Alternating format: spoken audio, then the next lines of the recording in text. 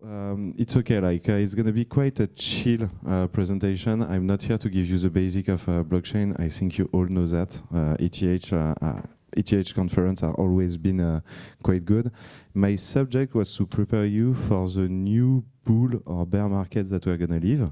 So right now we are on pre-bull, post-bear. ETH went to a very low 2,300. BTC ramp up to 55K. Everybody is complaining about the bull market. It's gonna be without slide, it's okay. One of the first things that I wanted to tell you guys is that normally, and people forget that at each cycle, is that bull market doesn't begin after the halving, bull market begin after the US election. And that's always been the cycle theory. So September, if you want a bad news, September has always been a bad month before the bull market. So we're fucked. It's gonna be, we can expect BTC to go maybe around 52K. Yeah, I'm sorry, but it's okay. It's okay. Why? Because it's also when you have those kind of cleaning, as I call, you see what are the resilient projects, and you have like the bad projects that are a bit eliminated or out of resource. So again, crypto has always been about resilience. Here we are on a fear and greed index that is, I think, -25, meaning that people feel dead. Is it a good moment to buy? I would say that yes, but not all. And actually, you know, if we had, it's okay. Like we can, oh, if you want. And if you guys want to buy crypto, I would say that right now your crypto portfolio should be around 80% on crypto, 20% on a stable coin. Why? Because you never know. There's always a good opportunity to buy. I think we are all at 95.5 right now. So it means that we can be as good as we want. Actually, yeah, that's okay. I'm going to slide over. Yeah. Not my screen, it's the screen, by the way. Slideshow, please. Thank you, guys. Woo! And I don't see anything on the screen now. That's the beauty of it. So one thing that I wanted to remind you is the trap of the market. So basically, before bull market, everyone is looking at small market cap project, big tech capacity. That's always the two fundamentals that people are going to sell, but it won't be enough. It's always a system of community matters. The size of your community, the dynamism of community projects are going to be the key. It's not a fair world. Some projects, such as Pepe, have succeeded without any fundamental. Last cycle, you all know about Shiba Inu. What was the technical promise? Nothing. But also, you still believe? Yeah, no, but you know what? At first, and that was interesting about Shiba, but also Tron as well, is that you can be wrong at the beginning, but if you have $1 billion, you can be right after. So that's always a point, which is don't believe too much on your conviction. If you're here to invest into project, you have to have a mentality of trader, which is that you don't have feeling for project. Don't fall in love, don't hate them as well. And that's one of the most elements. The second element that I really wanted to tell you about the next bull market that always happened is that narrative are good until a certain moment. Meaning that a good narrative is a narrative that you anticipated. A narrative that is present on the market, such as, for example, without pointing finger, but for example, if you're still on Solana memcoin, guys, I mean, go to the casino, it's better. It would be, at least you're gonna have a cocktail when you invest. And you can do 2x on one shot. But for example, those narratives, they are out of the forest since like months. People are already used to. You cannot be right into a narrative that is already present. So get out of the existing narrative, anticipate the next narrative, and once this narrative is published, get the fuck out. It's very important. because what is good, what a lot of people speak about the community is when they enter inside a project, if you listen to all the Twitter space, everybody enter at the right moment, nobody tell you when they exit. And that's for one reason. It's because one, exiting at the top is always a big problem because you are the exit liquidity of many people. And the second one is that actually no one exits at the right moment. Because once we go to the top, we have a strong belief, we get very greedy. One example that I wanted to tell you is that in June, it was mid-June, I was telling to all my marketing teams that we needed to educate people to take profit. BTC was at 68K. And I've done a survey on LinkedIn and Twitter, which was like, do you take profit? 95% of the users say no. And there were comments that were like, yeah, we stay, let's go for 2x, etc. Hodler mentality is cool, but when you go to all-time high, guys, don't be stupid. Take 20% of your profit, it's okay. No one is going to take you bad. No one is going to be bad. And I say it. I know that all of you guys have some history on crypto. I know that I learned nothing for everyone. But I also know that you didn't take profit. You took? How much? Voilà. No, but if you took $10, it's cool, but it's symbolic. Voilà. And you need to have a portfolio management, meaning that in period of hesitation, you need to be at 50-50. 50 stablecoin, 50 crypto. Not at 80-20. 80-20 is when the market is really low. And when the market is really high, you need to be at 80 stablecoin, 20 crypto. That's the biggest problem, even for me. That's the biggest problem, is that we tend to go in very fast and to stay in very long. So if you want to maximize your profit, actually don't look for the next coin, but get out of your coin at the right moment. Because leaving 2 cycles, I gained a lot of money, I lost a lot of money as well.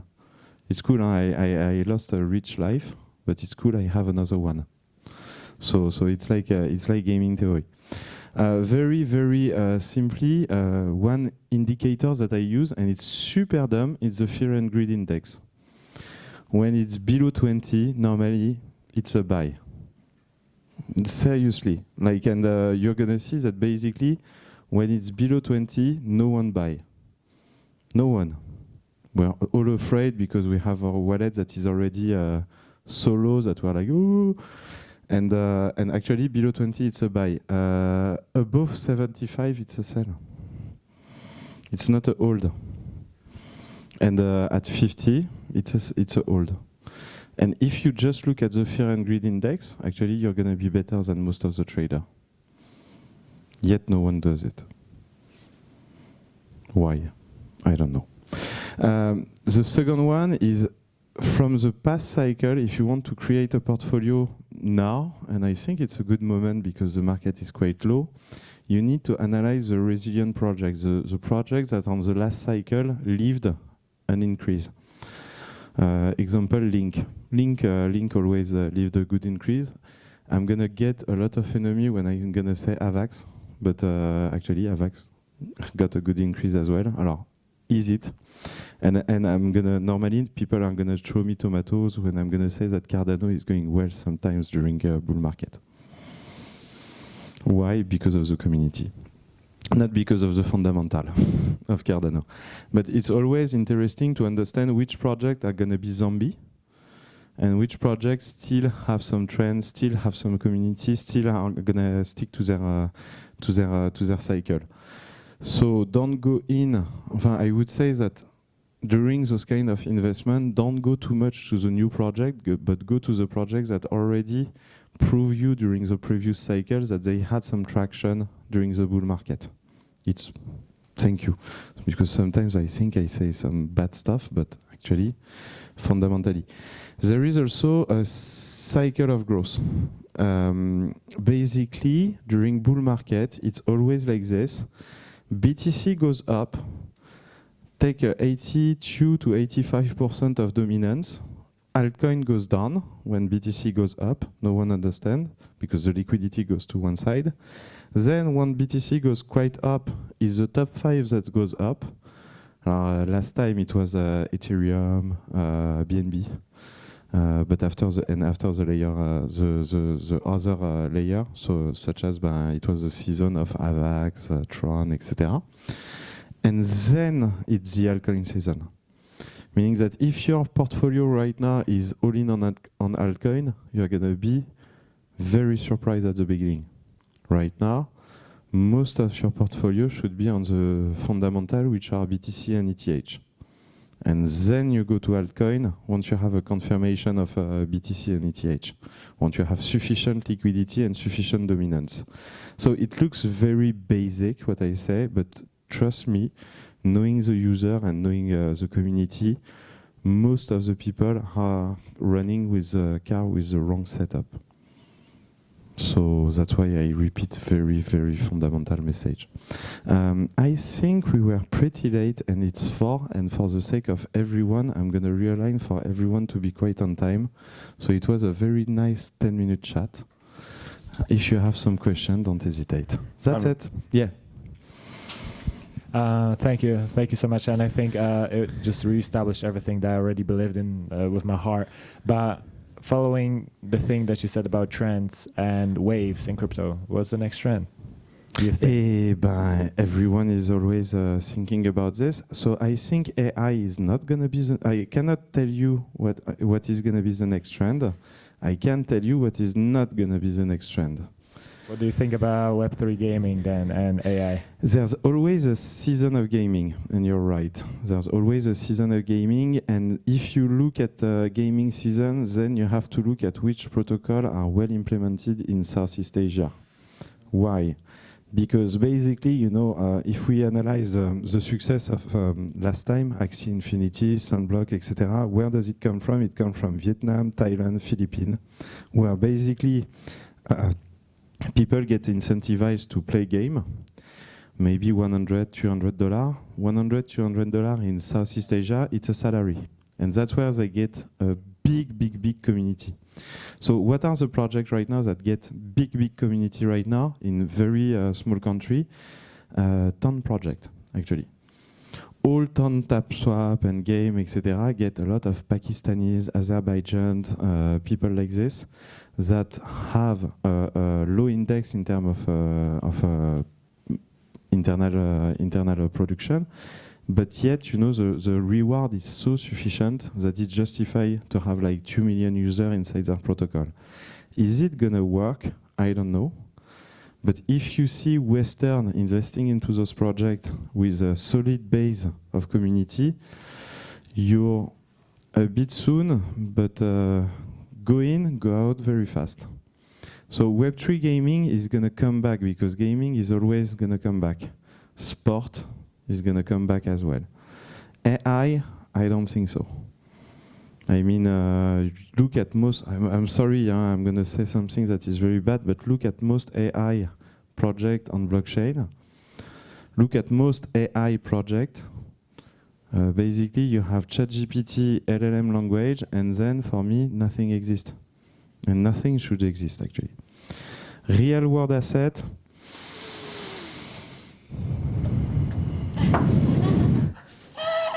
No, that's okay. Voila. Real world asset. I don't think so. They're that's going to be very regulated environment. Most of the token projects are not going to be able to survive to this. And what I see from Mika, and also from the regulation stage that we're going to see, you're going to have in the next cycle. It was our turn on regulations this cycle, and I can tell you I regulated France, Italy, Spain for Binance, and I'm preparing all the platform for Mika. It's a big job. But it's going to go to DeFi on the next cycle. So there's one thing about regulation. You need to take regulation at something you never saw, which is aircraft industry. On aircraft industry, the field has been regulated in 1963, if I remember correctly, because of an accident in Las Vegas, where 2 planes crashed themselves to each other. And then we created a regulation to create some rule to prevent the same accident to happen.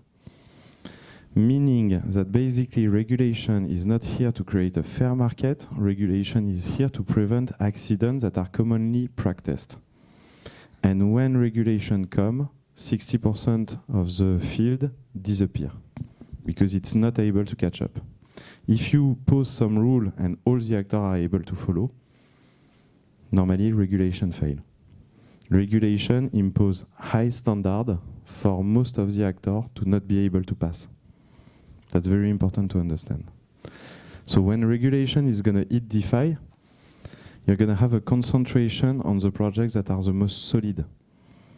Same as when it's going to hit, when it's hitting a centralized exchange.